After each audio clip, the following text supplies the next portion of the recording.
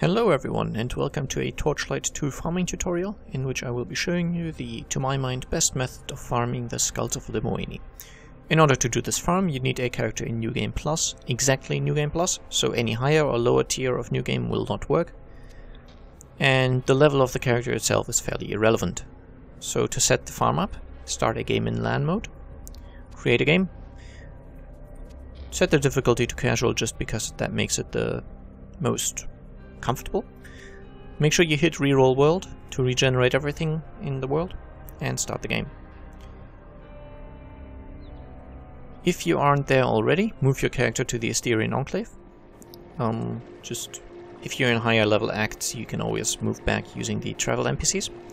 Then take the waypoint portal and move to the Frosted Hills. If you haven't reached the Frosted Hills yet, just play until you reach them.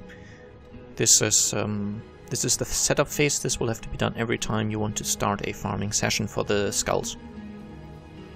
Now, Skulls of Limoany give you a 5% damage reduction when socketed in armor, making them, especially on elite and veteran difficulties, the by far superior choice for defensive socketing.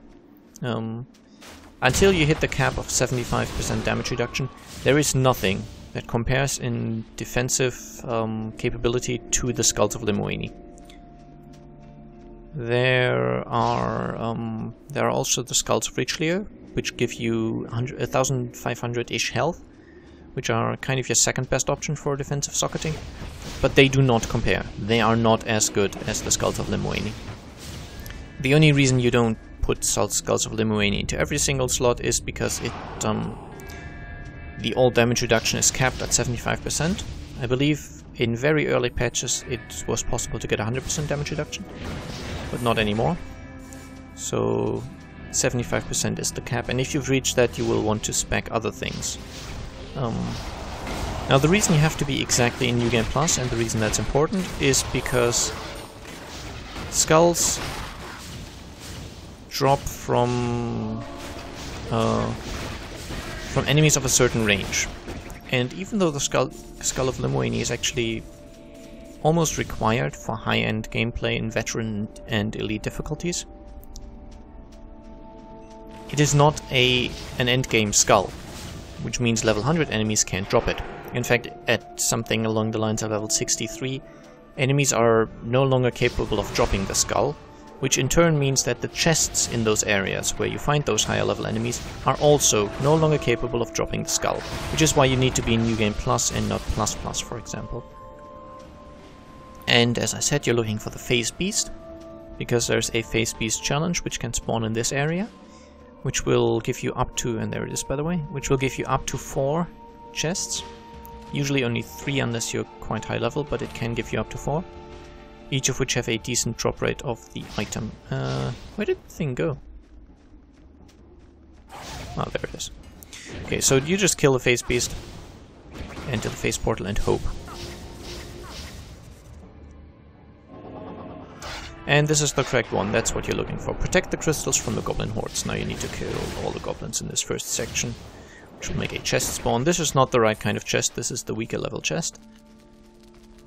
And then move through here. Now at this point you want to hurry up, basically. Which is why you might want to switch to a really high level character. This crystal back here is the one that usually gets destroyed because it's difficult to kill the goblins fast enough. The one down there you can usually save. It really depends on how you play. I'm playing really badly now, but it doesn't actually matter if you lose everything once. Essentially save as many crystals as you can, and each crystal you save gives you one of those blue chests, which has a chance of dropping the skull. Also has a chance of dropping random other items. Now what you want to do not, under any circumstances, click return to surface. Bad idea. Instead, quit the game.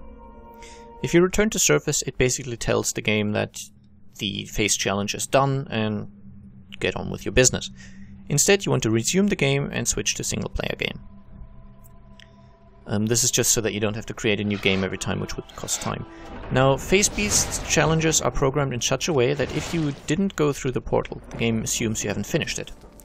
And if you haven't finished it, and you rejoin the game assumes, or the game decides that you have to start over from the very beginning, just because that's how it was programmed. It was intended as a way to make these more challenging, so that you couldn't save in between. You would have to start the menu every single time.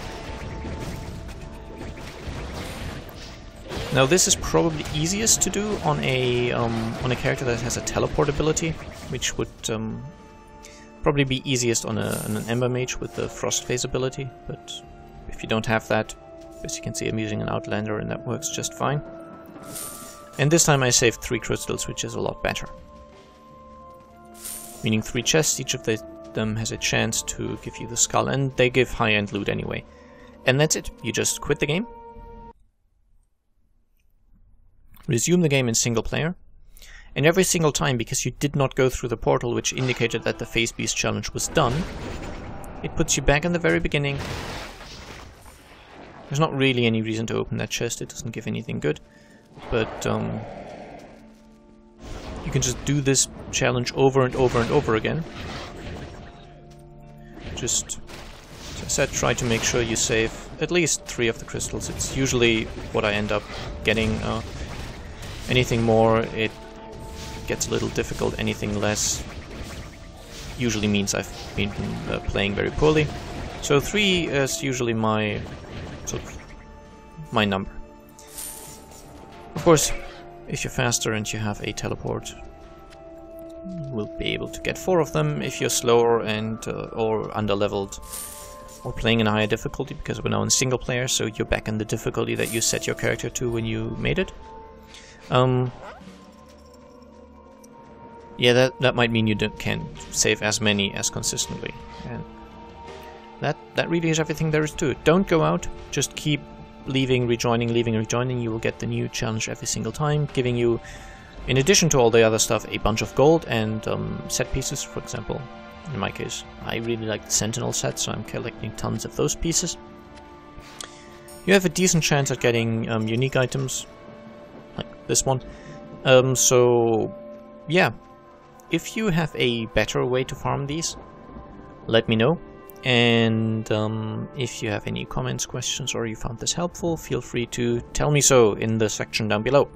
I hope you enjoyed, and yeah, if you like Torchlight 2, I also have a number of playthroughs of that game posted on my channel, so maybe you might enjoy these. If not, fair enough. So, good luck farming. Bye bye.